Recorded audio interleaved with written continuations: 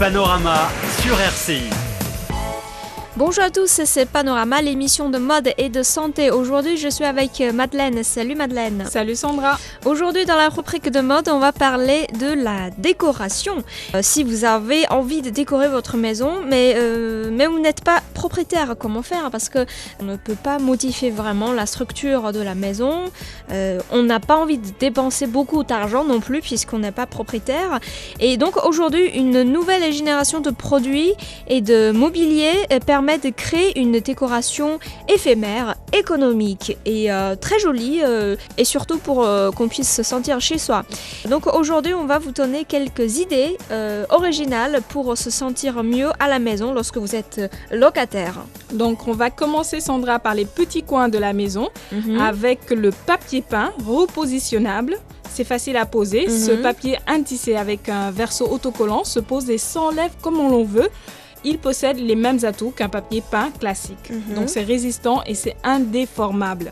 Il peut tenir 10 ans. Et aujourd'hui, Sandra, tiens-toi bien, on peut placer ce papier peint n'importe où. C'est-à-dire, je vais te donner des exemples... Pas sur le mur, tu veux dire. Non, pas sur le mur. Pas sur le mur, en tout cas, avec les larges éventails que nous offrent les éditeurs aujourd'hui, avec des modèles ultra tendance qui n'ont rien à envier au papier peint traditionnel. Par exemple, sur les contre-marches d'un escalier. Ah oui, c'est vrai, j'avoue. C'est plus visible, ça donne un peu plus de couleurs. Exactement, ça donne des couleurs. Et en montant, en arpentant tes escaliers, tu vois, c'est agréable, ah oui, on se sent à l'aise. Très stylé, hein. Très stylé, en tout cas. Ou encore dans un fond de tiroir. Donc, dans la cuisine, on peut placer les papiers peints là-bas. Ah, d'accord. C'est vrai que c'est plus maintenant, mais avant, beaucoup de gens ont l'habitude de mettre du papier dans le tiroir. C'est presque obligatoire. Ouais. Mais aujourd'hui, on ne fait plus trop ça. Maintenant, tu proposes de coller un papier peint. Oui, à l'intérieur au fond du tiroir. Ou bien au fond d'une bibliothèque, pourquoi pas. Voilà, je vois ce que tu veux dire. C'est pas mal. L'idée, en fait, c'est d'ajouter un brin de fantaisie, on va dire, en tapissant l'intérieur du tiroir ou bien le fond d'une bibliothèque. Ça s'affiche aussi à l'extérieur d'un meuble, sur un abat-jour, un paravent ou bien des interrupteurs. Ah, c'est vrai, on peut le tester. Ensuite, on va parler une tendance de décoration depuis ces dernières années, c'est de la couleur à la maison. D'habitude, en général, la décoration, le ton de couleur de la décoration à la maison, c'est souvent noir, gris, beige, la couleur du bois, voilà, argenté, marron foncé. Mais ces dernières années, on commence à avoir envie d'oser la couleur sur les meubles. Hein. Mais oui, c'est tendance, il faut oser les couleurs sur les meubles. On y va pour du rouge, du vert fluo, de l'orange, n'importe quelle couleur qui soit fashy. Et ce sont les meubles qu'il faudra choisir en fonction de ça. On ne peut pas peindre les murs parce qu'on est locataire. Et il va falloir juste choisir des meubles assez colorés ou bien des accessoires, des abat-jours comme on avait dit plus haut, qui sont vraiment colorés. Ça donne un coloris vitaminé, on dit. D'accord. Et ensuite, on va parler d'un problème, je pense, rencontré par tous les locataires. C'est que chaque fois, lorsqu'on signe le contrat de location, le propriétaire vous signale clairement que vous ne pouvez pas faire des trous au mur. Oui, vous ne pouvez pas percer. Mais pourtant, vous savez, pour la décoration, on veut coller une photo, on veut coller un objet de décoration. On a besoin de faire des trous, de mettre un clou. Exact. Et surtout parfois pour des rideaux. On a envie de mettre un rideau dans un coin particulier de la maison. Donc aujourd'hui, on peut opter pour les tringles extensibles et autobloquantes entre deux murs. Donc comme celle utilisée pour les rideaux de douche. Donc pour éviter qu'elles ne tombent sous le poids du tissu, on choisit des voilages prêts à poser que l'on installe simplement en fixant la partie supérieure avec des anneaux à pince. Et encore plus simple, Sandra, il existe aujourd'hui de nombreux supports autoserrants à petit prix, en plastique ou en métal, à clipser directement sur les fenêtres en PVC, en aluminium ou bien en bois. D'accord. Donc ça nous facilite la tâche ainsi, on n'aura pas à percer le mur, à y mettre des taches ou à avoir des problèmes après avec son locataire. Bah si on a envie de coller une grande photo sur le mur, qu'est-ce qu'on fait? Alors là Sandra, c'est grâce au masking tape, c'est un ruban adhésif d'origine japonaise. On peut mettre des photos et ses posters au mur sans faire de trous. Donc ça c'est tu veux dire une sorte de autocollant très très puissant. À double face. à double d'accord. face. Donc ça colle sur le dos de la photo et ça colle aussi au mur directement.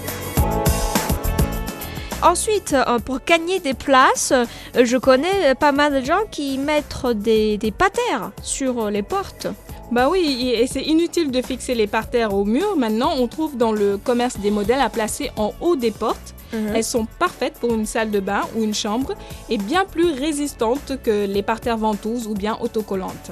Vous savez, dans la décoration chinoise ancienne, enfin traditionnelle, les cloisons sont très populaires. Mais aujourd'hui, ça existe bien sûr des modèles très très modernes, très très stylés. Et donc aujourd'hui, on peut trouver des solutions intelligentes en utilisant des cloisons amovibles pour cacher ou pour bien disposer l'espace à la maison. Oui, surtout quand on a loué un studio. En général, c'est la pièce pour la cuisine et le living room, c'est ensemble. Donc, on peut séparer les deux pièces en utilisant les cloisons amovibles. Et il en existe plusieurs modèles chez les spécialistes du bricolage. On peut aussi jouer avec les rangements modulaires pour créer deux espaces dans une même pièce. Et ensuite, un objet de décoration très très important, surtout pour les femmes. Les femmes adorent ça, c'est des tapis. Oui, c'est un moyen idéal d'apporter de la personnalité à une pièce et de masquer aussi un sol qui ne nous va pas bien du tout. On choisit un modèle noir et blanc, très graphique, un tapis style berbère ou un tapis plus coloré, type kilim, pourquoi pas. C'est vrai que cette année, le tapis graphique, c'est à la mode. Oui, c'est très très tendance. Et puis après, on pourra jouer avec les coussins, c'est-à-dire marier les couleurs du coussin et la couleur du tapis, ou bien les cadres, des tableaux par-ci et par-là. Donc ce sont les idées proposées pour les locataires, mais lorsque vous êtes propriétaire, je pense ce que vous pensez en premier, c'est pas forcément de faire joli la maison, c'est surtout pour le protéger, pour que surtout le mur. Et donc aujourd'hui, on va vous donner quelques conseils pour bien protéger votre maison. Donc afin d'appliquer une peinture et d'obtenir une finition assez parfaite, il faut prendre le temps de tout protéger. Donc on ne se contente pas de recouvrir vaguement le sol et les meubles avec quelques sacs poubelles éventrés.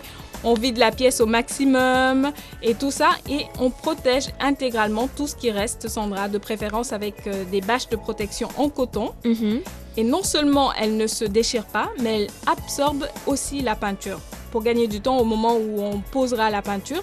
Et on n'oublie pas de retirer les prises, les interrupteurs, les plafonniers et les appliques.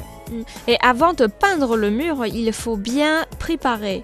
Il faut faire attention, la peinture ça accentue les imperfections et ça ne les cache pas parfois. Alors on commence donc à reboucher les trous et les fissures avec de l'enduit et on ponce jusqu'à obtenir une surface complètement lisse et ensuite on nettoie avec un dégraissant pour que la peinture accroche mieux.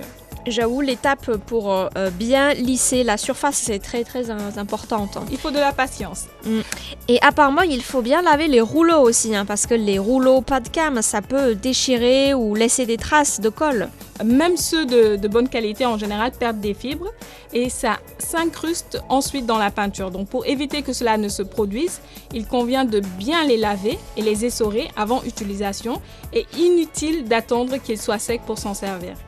Aujourd'hui, mettre une sous-couche, ça devient aussi indispensable. Pour faire ressortir l'intensité d'une couleur, Sandra, et réduire la consommation de peinture. Autre avantage aussi, elle augmente l'adhérence de la peinture et évite à terme les cloques. Lorsqu'on veut réaliser la décoration seule, en famille, je pense que le travail le plus dur, c'est la peinture de mur. Oui. Parce que apparemment, il faut le faire en une seule fois. Parce que sinon, on sait tous que si on finit cette partie à gauche le matin et l'autre partie à droite le soir, il y aura une différence de teinte. Absolument. Exactement. On aura des traces par-ci, des différences de teinte comme tu dis. Et l'idéal, c'est de travailler sans faire de pause. Donc voilà, j'imagine déjà que c'est dur. C'est dur, c'est pas facile de repeindre une maison entière. Donc il faut l'aide des membres de la famille ou des amis et avoir vraiment de l'énergie.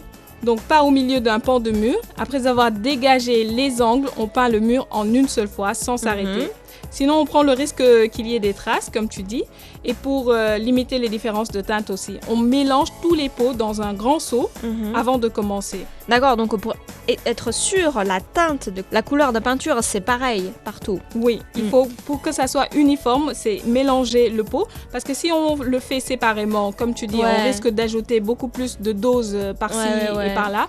Donc l'idéal, c'est de mélanger le tout une bonne fois. Et merci Madeleine pour les conseils de la décoration à la maison.